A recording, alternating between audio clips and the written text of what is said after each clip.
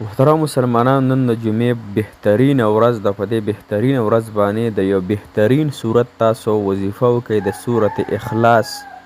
محترمو، د دې سورت اخلاص 9 فایدې درته بیانوم. 9 حاجتونه به الله تعالی ستاسو پوره کوي او انشاءالله ضرور به پوره کوي. زمونږ یقین دی د الله تعالی په ذات باندې. نو انشاءالله دا 9 حاجتونه پوره کېدل دا د لاسه هغه خپل لاسه ضایع مه کړئ او دا خامخا دا وظیفه د جمعې په ورځ باندې انشاءالله وکئ. که دا وظیفه تاسو د مازدیګر مونځ نه پس کوئ، که د ماسپښین د جمعې د مونځ نه پس کوئ، که ماښام کوئ، که ماسخوتن، خو پرېږ نه ږدئ. خو چرې هم پرېښوده محترم مسلمانانو نو بیا به تاوانیان پاتې شئ. لہذا ډېر بهترین دی او آسان انداز سره درته دا وظیفه ښیمه. الله جل شانه به د باندې هر قسم فتوحات وکړي، هر قسم مشکلات به الله جل شانه ختم کی، هر څنګه مشکلات او پریشانای به الله جل شانه ختم کی. او بهترینه وظیفه ده. نو راځئ دا وظیفه را سره واورئ او د زړه په سترګو باندې دا وظیفه خامخا نن انشاءالله العزیز وکئ. السلام علیکم ورحمت الله وبرکاته. محترم مسلمانانو، تاسو به روغ جوړ یې، په صحت به الله جل شانه هم دغه رنګ په صحت او خوشحاله ساته. الله تعالی مو کامیاب او کامران که. الله تعالی ستاسو تمام حاجتونه پوره کی او تمام مسافر له الله تعالی د دوه جانه خوشحالۍ ورکي او تمام تور سره زنانو د نکاحګانې الله جل شانه کی او د نوجوانانو د الله تعالی د زړه مرادونه پوره کی. محترم مسلمانان، نن د سورت اخلاص عجیبه فضایل لته بیانوم چې علماو ذکر کړي دي. نو انشاءالله کم انسان چې دا وظیفه وکي هغه ته به الله جل شانه نه فایدې ورکي. نو څوک چې سورت اخلاص ووایي نو الله جل شانه به درته 9 فایدې ورکي. 9 کمه لومبنۍ فایده واورئ. الله رب العزت په ده باندې 300 د غضب دروازې بندې کی. مثلا دشمنی ده، قرض ده، فتنه ده، یا دغه رنګې نور څونه د غضب دروازې دي، بندش دی، د نکاح بندش دی، د محبت دی، د کاروبار دی، د اولاد دی، دغه رنګې د کور هغه دشمنۍ او د کور جنگ جګړې دي. نو 300 د غضب دروازې په تاسو الله تعالی بندې کی. دویمه فایده یې دا ده 300 دروازې به الله جل شانه د رحمت په تاسو باندې کولو کی. نو هر کله چې د غضب بند شي، د رحمت کولو شي، نو د انسان حاجات خود به خود پوره کیږي. محترم مسلمانانو، دریمه فایده یې دا ده چې 10 دروازې به الله جل شانه د رزق په تاسو باندې کولو کی او الله جل شانه به د غیب نه تاسو ته رزق درکوي بغیر د محنت نه. دا الله تعالی ته څه ګرانه نه ده محترمو چې بني اسرائیلو ته من او سلوا 40 کاله ورکولی شو، منځان او آسماني طعامونه یې ورته ورکولی شو. نو ما تاسو ته هم راکولی شي، لیکن زما ستاسو ایمان او یقین کمزوری دی. نو 10 دروازې د رزق به الله تعالی کولو کې. رزق کې هر یو څیز راځي، د بنګلې نه واله د بیبي پورې او د گاډي نه واله د خاونه پورې. څومره چې دا زما تاسو روزمره استعمال دی دا ټول رزق کې راځي. دا به الله تعالی 10 دروازې کولو کې. څلورم دا چې الله جل شانه به د خپل علم نه علم درکړي. هر کله چې د الله تعالی د علم نه علم انسان ته میلو شي نو الله تعالی ته پوهه ورکړي، فهم ورته ورکړي او دی په هر څه کې هغه صلاحیت ته الله تعالی ورکړي. 5م نمبر فایده دا د محترم مسلمانانو چې د 14 قرآن مجیدونو ثواب به ورته الله جل شانه ورکړي. 36 قرآن مجیدونو ثواب.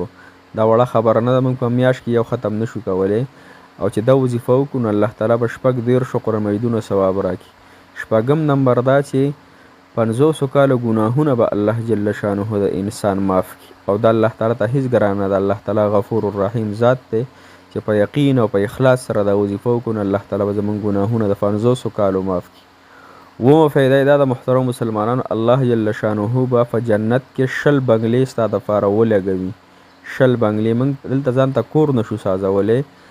محترم مسلمانانو، څوک د کرایه په کور کې دي، څوک په کچه کور کې دي، څوک په پوخ کور کې دي. نو کومه چې زموږ ابدالآباد زندگی د جنت، نو هغې کې به الله تعالی ما تاسو ته 20 بنګلې سازي کی. دا بنګلې به د څه وي؟ دا به د خښتو او د سیمټو نه وي، دا به د یاقوت او د مرجان او د زمرودو نه الله تعالی سازي کړي وي. او په هره بنګله کې به 90,000 دروازې وي. 90,000 محترمو. دا څومره زما ستاسو په دماغ اوس دا خبره نه راخلي. خو انشاءالله چې کله دوکې دا سترګې بندې شي نو بیا به حقیقت سترګې کولو شي. دا بیا انشاءالله هغه برداشت کولی شي. اتم نمبر فایده دا ده چې د 2000 رکعاتو نفل ثواب به الله جل شانه راکړي. هېڅ ګرانه نه ده الله تعالی ذات ته. الله تعالی فراخه ذات دی، ورکولو والا ذات دی، نو الله تعالی به د 2000 رکعاتو نفل ثواب راکړي. او نهم نمبر فایده دا ده چې کله هم د انسان مړ شي، دا وظیفه کوي او بیا مړ شي، د په جنازه کې به 10 لکه فرشتې شریکت کوي. 10 لکه فرشتې.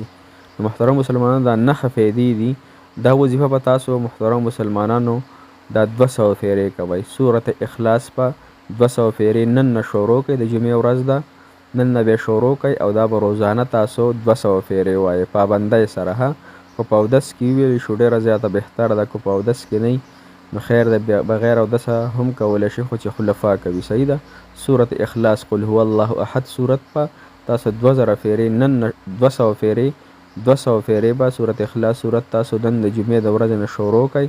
هر ټایم کې چې وی، هر وخت کې وی، خو زنانۍ په بیمارۍ کې نشي ویلی. د بیمارۍ په حالات کې به نه وی او نور په هر حالات کې ویلی کېږي چې خلفا کوي.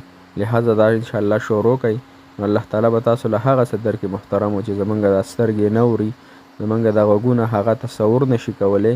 الله تعالی څه ګرانه ده، الله جل شانه کن فیکون ذات دی، حقیقت حال والا ذات دی، هغه زبردست ذات دی محترمو چې د مړي نه ژوندی پیدا کوي، د ژوندي نه مړی پیدا کوي. دغه رنګې هغه محترمو هغه بادشاه چې دی هغه ګدا کوي، او ګدا چې دی هغه بادشاه کوي. عزت او ذلت الله جل شانه ورکوي، صحت او بیماری الله جل شانه ورکوي. محترمو نارینه اولاد او زنانه اولاد الله جل شانه ورکوي. تمام ځمکې اسمانونه الله تعالی پیدا کړي، دی کې اوسه پورې چودی نه دی راغلی په دې اسمان کې. د اسمان کې اوسه پورې د دې رنګ نه دی بدل شوی. دغه رنګې الله جل شانه څومره ستوري پیدا کړي، څومره فرشتې پیدا کړي، محترمو څومره انسانان پیدا کړي، انسانانو دپاره قسمه قسم طعامونه پیدا کړي. نو چې زما او ستاسو د الله تعالی په ذات او په صفاتو باندې یقین پیدا شي چې الله جل شانه په خپل حکم او ارادې سره هر څه کولی شي. مخلوق د الله جل شانه د ارادې او د حکم نه بغیر هیڅ هم نشي کولی. دا یقین زما او ستاسو محکم وي. د الله تعالی ذات هم حقیقي ذات دی، د الله تعالی صفات هم حقیقي صفات دي. لہذا د الله تعالی د رضا دپاره انشاءالله نو تاسو دا وظیفه کو، اخلاص پکې وي، رضا پکې د الله وي، د خلکو د دکلاوي او د خلکو دپاره نه کوو، خاص د الله تعالی د رضا دپاره کوو. انشاءالله مو هم دعاګانې کوو، تاسو هم دعاګانې کوئ. مدرسه کې هم دعاګانې تاسو ته کېږي، ختمونه کېږي. الله تعالی دې په خپل دربار کې ستاسو دپاره قبول او مقبول وګرځولی کړي، او الله تعالی مو تمامې پریشانۍ مصیبتونه ختم کړي. جزاک الله خیره، احسن الجزاء فی الدنیا والآخره. السلام علیکم ورحمة الله وبرکاته.